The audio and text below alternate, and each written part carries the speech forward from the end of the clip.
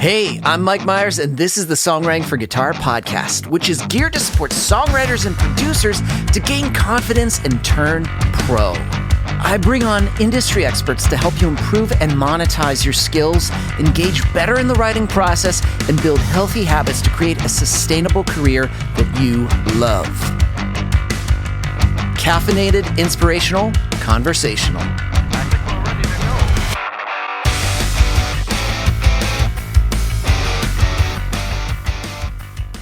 What's up, friends? Mike Myers here with the Songwriting for Guitar podcast, episode number 73, our first ever in-person interview, live in studio with Madeline Finn, which is amazing because Madeline has been one of my best friends for a very, very long time. Huge collaborator. She's a coach now at Songwriting for Guitar, helping people understand their DAW and how to use it as a creative force in their songwriting. And she has a story to tell, and we're going to get into all of it, how we've met, things that we've collaborated with. One of our songs has been the most synced ever, for us. I think at least we're at now 8 syncs, which is crazy with that one song. But we're going to get into all of it. This is an episode. I'm surprised that it was super productive because when you get us into a room, we can talk and talk and talk and talk, but the substance of this conversation is so good. So we're going to dive into it. Episode number 73 with Madeline Finn.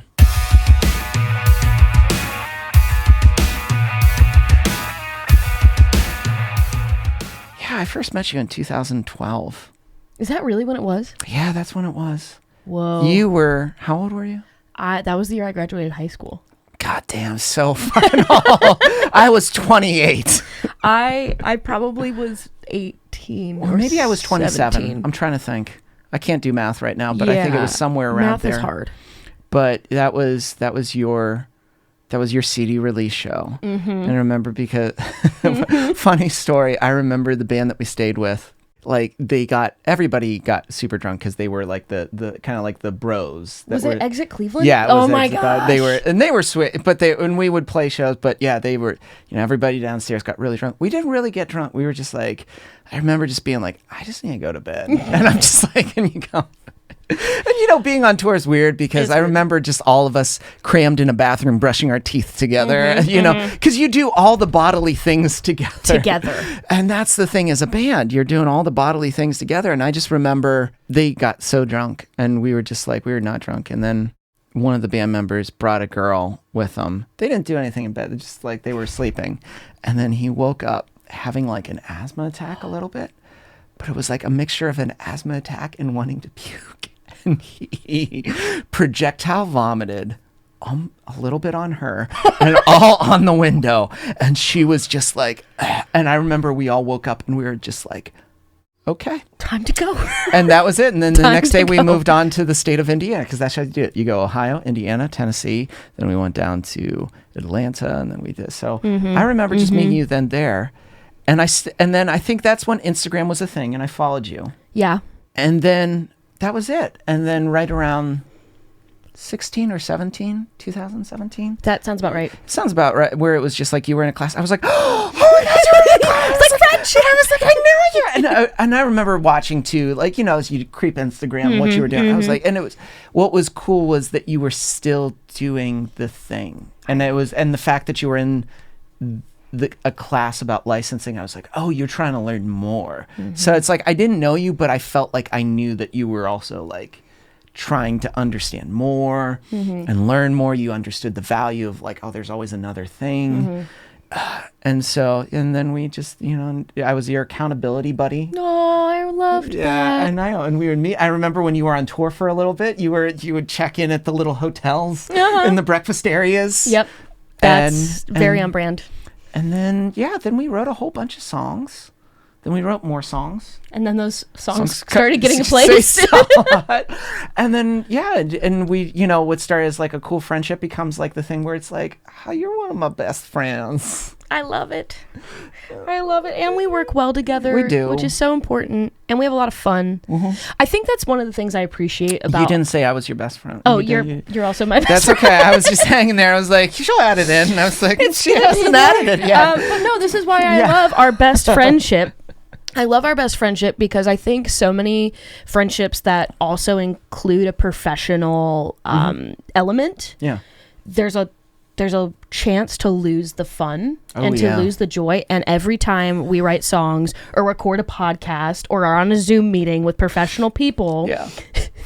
I feel like I've somehow consumed like an edible or something. Like I feel like all of a sudden I'm just laden with joy. That's the sweetest thing to say to someone. Our friendship's like an edible. It is. It's wonderful. So it's just I like that we get to keep a lot of the joy. I love that. And the fun. Your friendship is like an edible. Put that on a pillow. I want that crocheted on a pillow. That needs to be crocheted on a pillow. Wait, no. Your Pittsburgh was showing for a second. Oh, what a pillow. Pella. I want to embroider that on a pillow. Pillow. My Pittsburghese shows through with Pella. What else? Occasionally. How do you say milk? So I say milk. You say milk. Okay. I say milk. What's the Pittsburghese for milk? Milk. Well, I could see things. Yeah, I could see. Donnie went down to get some milk. And he ran into, it was cool. He saw Joe Grishecki, a house rocker. And if you are from Pittsburgh, but so, the first in-person podcast is off to a good start, I'd say. Yep. And that was one of the fun things about moving to Nashville. Mm-hmm. I was like, oh my God, Maddie lives in Nashville. She can come over to my studio all the time. We can write, we can hang, and it's great. But I want to get into like some of the things you do songwriting wise, because what I find interesting, and I love talking to people that I can tell music was always the first thing. And they never had, even if they entertained like I did for a little bit, like I went to graphic design school, like the plan B doesn't last that long. And it's always like a different version of plan A and figuring it out. And you've done some cool shit. Like you've done lots of cool shit. You have. I'm glad you think so. You have. Okay. So seriously. So it's like, so let's get into this. So you start your own you have a high school band and I played it. I opened up in, where was it? Kent, Ohio. Oh yeah. Kent, Ohio. Yep. But then that dissolves. And then you start another band that does some really amazing things. So So basically what happened is that show, I think it was that show, it was at that venue, that the band Envoy, that I'm assuming you're talking about, was like, we need a lead singer. Do you know anybody? And I was like, hi. I can sing. It's me. And we started just kind of writing. Yeah. And then all of a sudden, it just skyrocketed, and it still pays my car payment. Like, it's That's insane. what I think is so cool. It's just wild. Well, it's because we were dumb in a lot of ways, and we like never like got deals or anything. We were just like not pursuing. We didn't know what a publishing deal was. We didn't know any of these things, so we could have made a lot more money in the moment. But it was like playing the long game, because what ended up happening is because we didn't have any deals, we didn't sign any of our rights away. Yeah. Here we are a decade later maintaining all of them, and we get paid for all of it. And it's crazy. And you still release music, and the plays are still high, and that adds to it. I don't know why, but that band just like... Well, because they're also, I still listen to the album. The album's a good album. It's fun. We're actually in the process of writing a new EP right now. So you have that. And I like how, at, 28, 29, 30, I was like, I'm figuring this out. And I'm like, you're way younger. And no, I'm going to be 30 this year.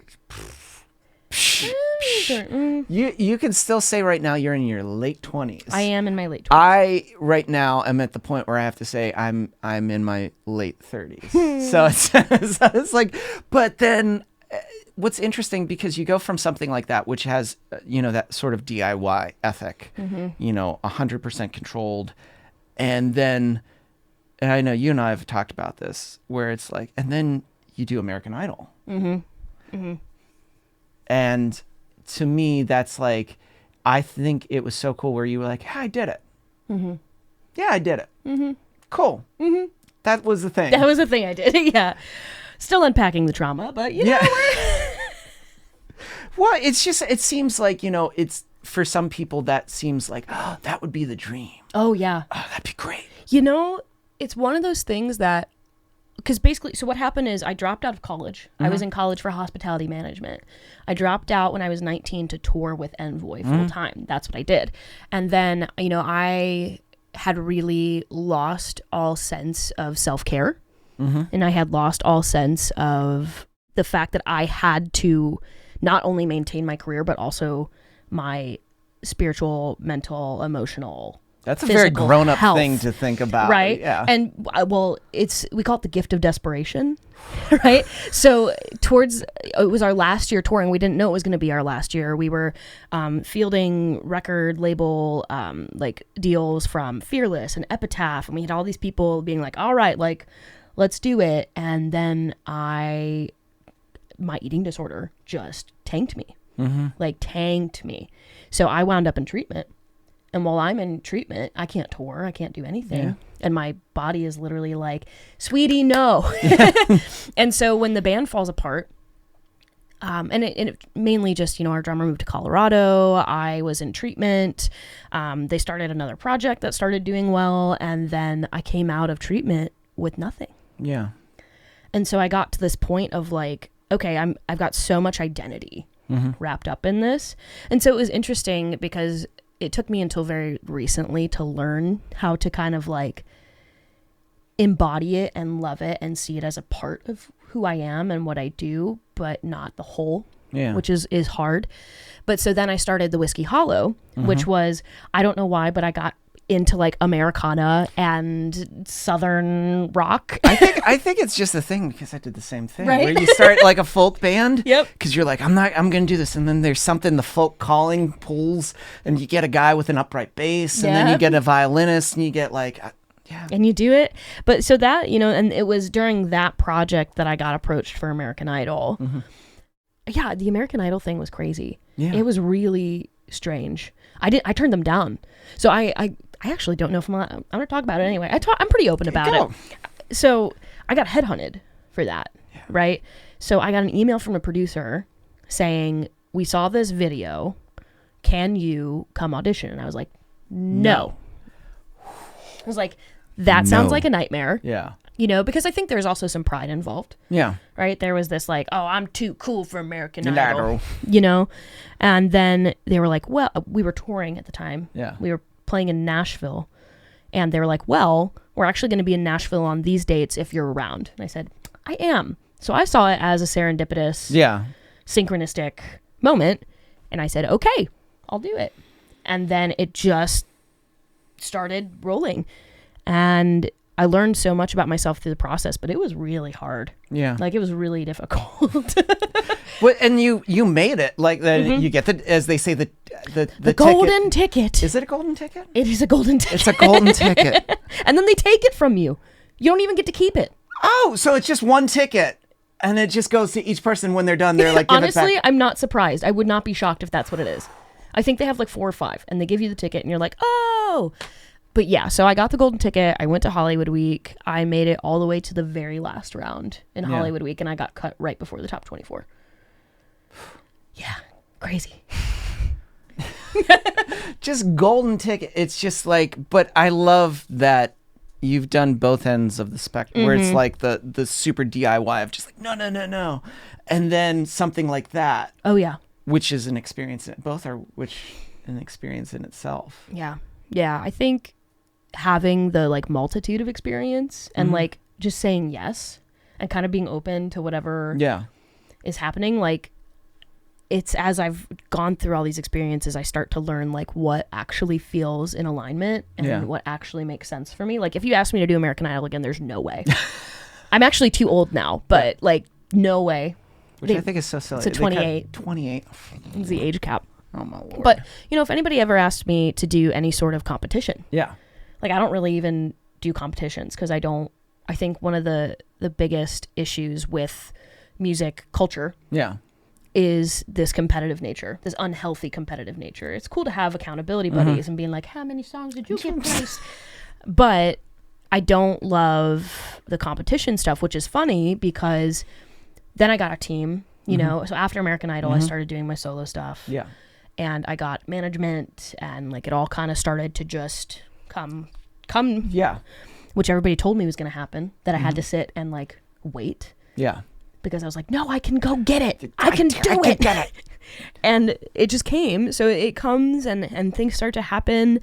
And I just get to this point where I'm like, okay, no competitions. We're not doing it. I tell the whole team, no competition. not doing it. No competition.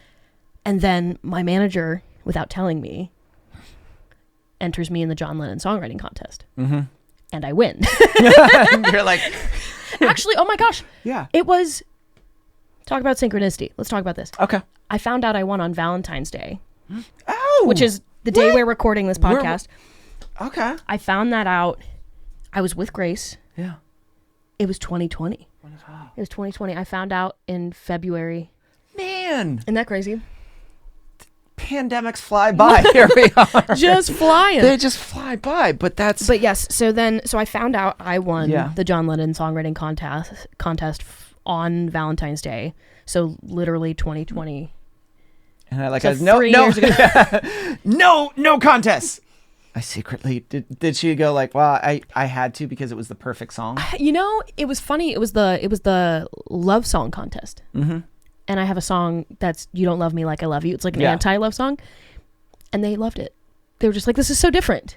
You know? It is. It's a good song. And because I didn't write it in mind for that. Yeah. I wasn't trying to check boxes. I just was being authentic with what was happening. Oh, I like that. Not trying to check boxes. Because I think some people's songwriting feels like that. Where it's just like, check. But meanwhile, it's like authentic matters. Yeah, I think so. Because I think I would say, am I allowed to swear? Yeah, you can. Okay. I think as humans, especially in this day and age, we have a bullshit detector. Yeah. I can tell when somebody is feeding, if I don't believe you, Yeah. you know, like if you're singing to me about how you like did all these things and all this stuff, and I'm like, oh my gosh, did you actually do that? And they're like, well, no. And I'm like, okay, like that's fine. You can write about these things, but I always talk about like, so we write stuff like this all the time. Like we wrote a love song about my grandparents that was not totally accurate, but it still came from an authentic place of like, you know what I mean? I think because I heard the story and then I like took the story to another level of just like, because I was like, oh yeah, but it came back from when you were telling me, I was like, oh, that sparked an idea. Yes, exactly. And so and we weren't like, okay, we want to do this and these are the buzzwords we need and this is how it goes. And that song is the song that has been, I think, placed the most, right? Yeah, it's crazy. been at least like 5 or 6 times. Right? And this is the thing where I'm like, right then and there, that's bullshit detector. Yeah. Like, I think when you're songwriting, you have to have some bit of depth. Yeah. Even if it's not like, even if you're just going, whoa, oh, you got to have some level of depth. I got to feel the I just need to, even if you find joy in what you're doing, if you find joy in, you know, creating a song that goes, whoa, oh, embody the joy, bring it in to the room instead of trying to make it sterile and, you know, but you can always tell when someone has a fucking miserable time, like they don't want to be there and they just hate the thing. You know, from your start to like all your different things, it's shown that you just love the process of music in various forms. Yes. And it's the same way for me. It's just like it goes to show that we did the thing where we went quickly to school to be like, oh, maybe this, and we're like, oh no, God, I'm out of here, and we just left because it was like Plan B is never a good thing. Yeah, I mean, I think you can learn a lot from it. Meaning, like, I think having a Plan B, if you don't have a Plan B, you don't have a Plan B to let go of. Yeah, you know what I'm saying? Like, I think. It's like the thing that gives us the opportunity to make the decision for ourselves is having a Plan B. And also, like, I'm going back to school this year. Oh, did I not tell you this? No. So I'm going back to school in September for carpentry. So because not as a Plan B, for the first time in my life, this is something that I think will add to my life. This is something that I think, like, because we want to buy a house eventually, right? My wife and I, and we want to kind of get something that we can make our own. And so having these skills that the state of Tennessee will pay for is completely free. It's a free program, and it's also like I can do more, and it's just nice to have things that are not music all the time, right? So I'm not saying that like you can't do anything else, right? But it's when you approach music from a space of like just the sheer love for it, and the joy and the like, it just takes on a life of its own that's so beautiful, and then it frees up space when you trust it too. Like when you trust the process and you trust the journey, it frees up space to be able to do things like, I don't know, become a carpenter and, you know, build furniture. And just hang out and then, you know, tour for the summer.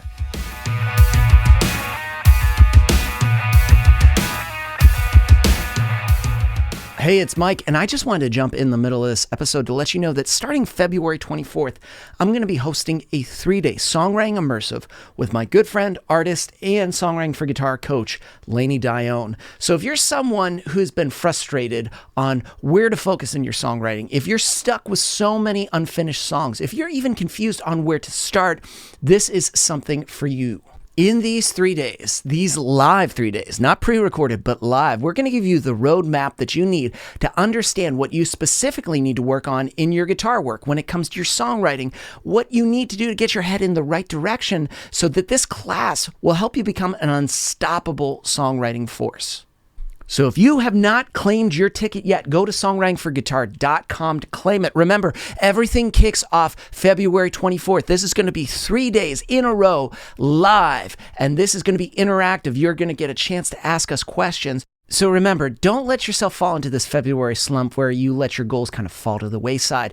If you're struggling, if you're feeling frustrated and you're unsure, you've got all these unfinished songs, this is the perfect time to kick it into gear, to get some guidance, to get some help. So go to songwritingforguitar.com to claim your ticket.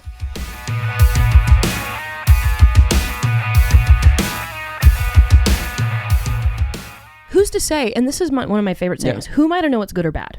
Right? Yeah. So, and who's to say that like me going to carpentry school and, you know, working on I end up working on a producer's house who's like, I've heard your music. Let's write. Let's talk about things. And it's about sowing seeds and seeing it all as connected as opposed to seeing it separate and vilifying one over the other. And also, again, that just seems like you're trusting that eventually the process will happen, and you're not, because that you realize that the door closes at 9 p.m. and music won't open anymore. Yeah. It's just like the music store is always open. You don't have to force it. You don't have to force it. And then probably adds a lot more ease to the day as Exactly. opposed to just this I don't know. Have you had one of the biggest pieces of advice? I got this when I was on American Idol. I got this all the time, was get out of your own way.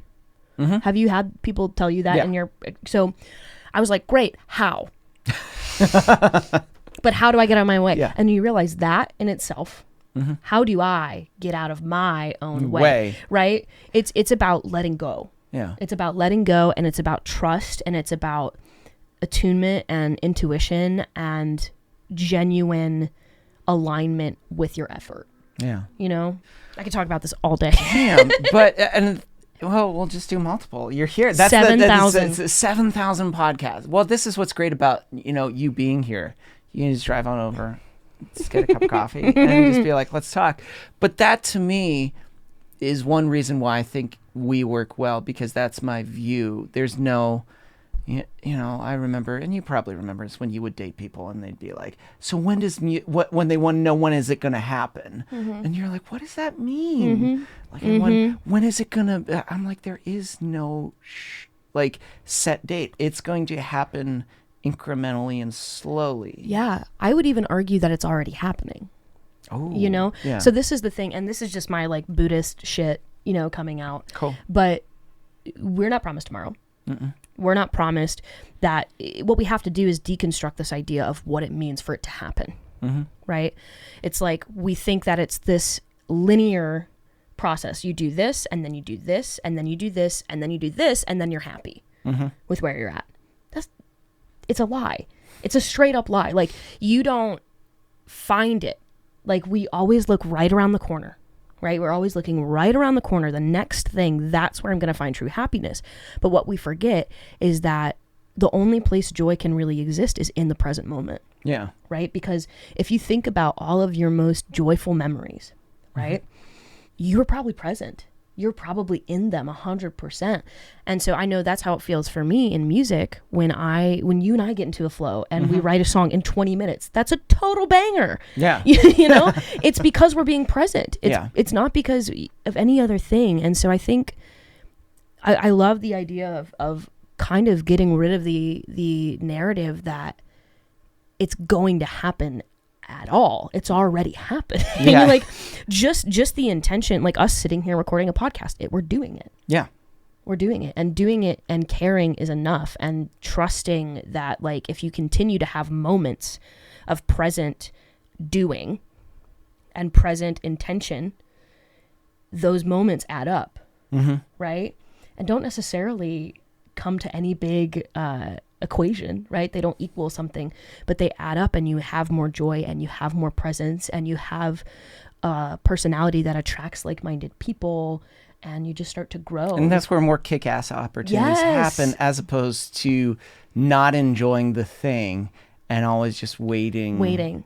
And then you realize one day that you're waiting for literally not, like, it's not gonna, there's no gonna be like firework moment of just like, I've made it. You'd think with American Idol that would have been it. Yeah. I was like, oh, this is it. And it felt great, you know? Yeah. But I always say that, like, well, I've heard so I'm a meditation instructor too. So I'm trained in Theravada and Buddhism, and I facilitate and do those things. And there's a saying that, like, if your happiness is of this world, the world can take it away. And if the happiness is not of this world, the world can't take it away. And my, like, religious trauma sometimes goes like, but really what it means is, like, if your happiness isn't dependent on whether you get that placement, you get that production deal, you get that publishing company interested in you. If your happiness isn't surrounded by that, you open yourself up for so many more opportunities you aren't even looking for. You know? Yeah. Ugh. If you would have told me that you and I would, like, have written all these songs that just are getting all these crazy weird placements, I never thought that was going to be what brought me into the sync space. Like, what is the likelihood that you and I, who met in 2012, reconnect in 2017, start writing songs, get target placements, get, network TV. If you're not open, if I would have been like, no, there's only one way.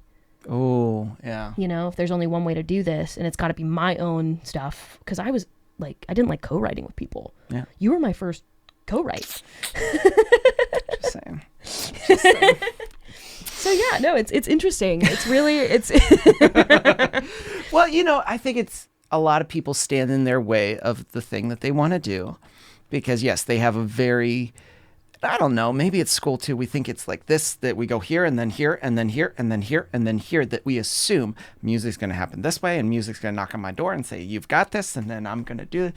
And meanwhile, there are all these other opportunities that are staring us in the face that we're totally blind to. Because we get so set in the idea that it has to happen a certain way, which, if we let go of the idea that it has to happen and just remember that it's already happening. Yeah.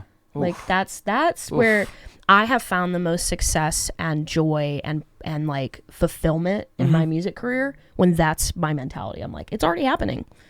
And it allows me to applaud and root for other people. It allows me to, like, find more confidence in what I do, because I'm not constantly wanting it to be different. It's beautiful. It's beautiful. It's a beautiful practice. That's why we're like, hey, Maddie, why don't you be a coach? I like doing that. I like helping people. Well, I think the fact that you started teaching too when I was teaching. Yeah, and we true. would talk about teaching, and you didn't have some people that teach, they kind of go like, I gotta do it. So this is and it's like, yes, it was part of my job, but I also enjoyed the satisfaction of seeing people have those small wins, those light bulb moments, regardless if it was kids, adults, and you got that too, and that was exciting. And I was like, oh, that's amazing. So when it came to me starting this company and then being like, oh, you know, if I was going to add, and, you know, we've, you know, Josh, you know, we've worked with Josh. And, you know, Heather Evans is there, and then Lainey is there. And then I was like, oh, Maddie. And what I love is you're going to, I feel like you are so good. Like, you also do a lot for Songfinch. You're constantly writing, recording, all like day. All day. And so the idea that you can guide songwriters on super, you know, just like entry level DAW basics that are just like, you know, can seem so daunting, because I feel like you're, you know, I don't know. Did you do a lot of recording early on? No. No, I hated it. I hated recording. Really? Yes. It wasn't until it became a necessity. Okay. Right? Because I got to this point where Songfinch started to just kind of take over my life, and I started writing custom songs for the people and doing, like, we're doing a whole deck of demos for a publishing company. I love the fact that people still don't realize that custom songwriting is such a big thing right now. It's great. It's awesome. I love it. Well, there's a lot, I don't know. Again, it goes back to this, like, there's more than one way. Yeah. And so what I try to do when I do those custom songs is I approach it with the mentality of, like, I get to be a part of this memory for someone. And, like, how epic is that? That's pretty badass. That's what we start music wanting. We want to be a part of people's experience, and we want to express and share. So the fact that I get to do that is awesome. And I love doing it so much that I had to figure out how to do it for myself. Because when I first started Songfinch, like 2016, 2017, when it first started, I was having my friend record. I would write the song and I would go to his studio and I would record a Songfinch, and I would pay him half of what I got from Songfinch. And so it got to this point where I was also just trying to be mindful of my own financial situation, and that it would save me a lot of money if I just did this myself. Yep. And so I just learned through a lot of trial and error and was using GarageBand forever. And then I finally was like, I'm going to commit to this. So I bought Logic. And I have not looked back. I feel there is a moment when, especially when people use GarageBand, I'm like, you have to get Logic. You have to get Logic. And they're like, well, what if I'm like, just nope. get Logic. Nope. I was talking to a client literally yesterday, I think, about this, where it was like, we were literally A-Bing the differences. And it feels like you have handcuffs on when you're in GarageBand. Like, it feels like there's literally not much you can do. It's like driving with a blindfold on. 100%. And just being 100%. like, go ahead. Yeah. Because there's 100%. no visuals. So many zero visuals. So you're just kind of like, I guess this is it. No ability to tune vocals, ability. And like, that was the thing. I was hating when I would record a GarageBand. I was like, everybody needs a little tuning. I think everybody needs tuning. I think it's really important, you know, because you can get the perfect emotive take and it might be a little pitchy. Yeah. I would rather fix the pitch than change it to a less emotive take. Yeah. And so when I found out that I could tune right in Logic, I was like, thank goodness. Because it was game changing. And then as soon as I, learned how to tune, I was like, oh my gosh, what else can I do? Yeah. And that's when I started incorporating buses. That's when I started incorporating like the drummer situations in it. And like, it's awesome. And that's what so many people are so scared of because it is daunting. It's intimidating. And they're like, well, I could pay someone else to, and you can, but you have a limit to like. Well, yeah, and it's like, if you're going to pay somebody, you're going to pay them a good bit. Yeah. Because, again, like, it's talking about value. And obviously we value it. If we're paying for somebody to do it, we're valuing it. So why wouldn't we find the basics so that we can invest our money in other places? I would rather invest in, like, I don't know, like a new guitar. Or I'd rather invest in, gas to get to my next gig. Or what if we demo the song and you realize, wow, this is a song. Sure is a song, and I'm just going to let it go. As opposed to finding, after you pay a lot of money, oh, I'm now discovering the song, and I don't like it. It's not a good song. Yeah. It's not good. Or the thing that has been so game-changing is when you can hear it. I feel like that's so many of us, we can hear what we want in our head, but we don't know how to make our fingers and mind put it onto the DAW. Yeah. And so when you can learn to do that, you're not sitting back and forth with somebody being like, no, can you make it more like this? Can you do it like this? It's such a time saver. Yeah. Because you can go in and do the pre-production yourself and then take it to your producer if you really want to like up it, and they have more of a direction instead of you just being like, here. Yeah. Yeah, I think it's been game changing for me to actually understand Logic and be able to use it. But I love that you're a songwriter that uses it actively for multiple things. Yeah. So that when people come to you and they're like, I have no idea where to start, you can meet them where they are at that ground floor and build, which is going to be, I think it's a huge tool for songwriters that they forget. Yeah. And like, even I use it as a songwriting tool too. Like if I can even just put like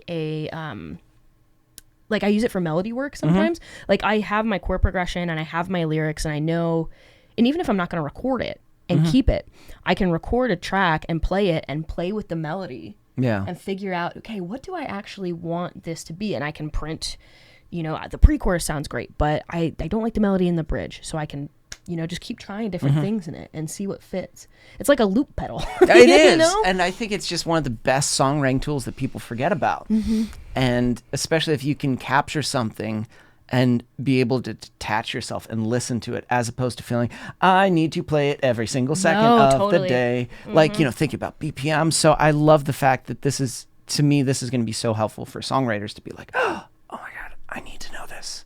And to have someone that's patient, that is like, hey, we're just going to go step by step and don't worry about this, and is able to meet them where they are and guide them along the way is huge. So big. So big. I wish I would have had that when I first Well, yeah, because we understand, and I think that's what's great too. It's someone that isn't going to be like, oh, I understood from day one. Like, because we all sat there looking at screens and just being like, Yeah.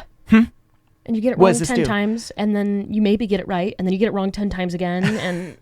And that's the thing too. People think, oh, that's bad. But it's like, oh, no. That's just part of the whole process. Yeah, exactly. I like to picture Logic as a big sandbox. There's so much you can do. I love that. There's so much you can do, and you just go and you play, and you're like, but you have to take the pressure off of it. You have to take the pressure off of it needing to be perfect. You can just play with it.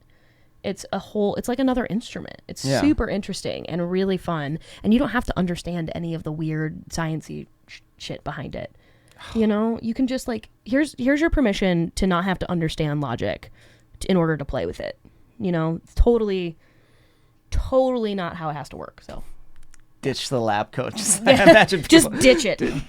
Lab coats is being like, yes, this is 2.5 dB right here. It's just like, I don't know what that means. Yes, can I get the drums a little darker? Can I maybe I'll adjust them? You just don't need it. You just don't need it. And maybe at some point, you'll get there. Like maybe at some point you'll start to understand what it means to have those 2.0 dB. Like you'll understand. But you don't have to be, that doesn't have to be the starting point. You don't have to know that to start playing. It's the same way of like, you didn't have to know the solo to Stairway to Heaven, right? You didn't have to know that to pick up a guitar. You could just pick up a guitar and you could start. And it's the same thing. Oh. So good. Well, so good. We're going to do more of these. Yay. Thanks for being here, friend. Thanks for having me. Oh, shit.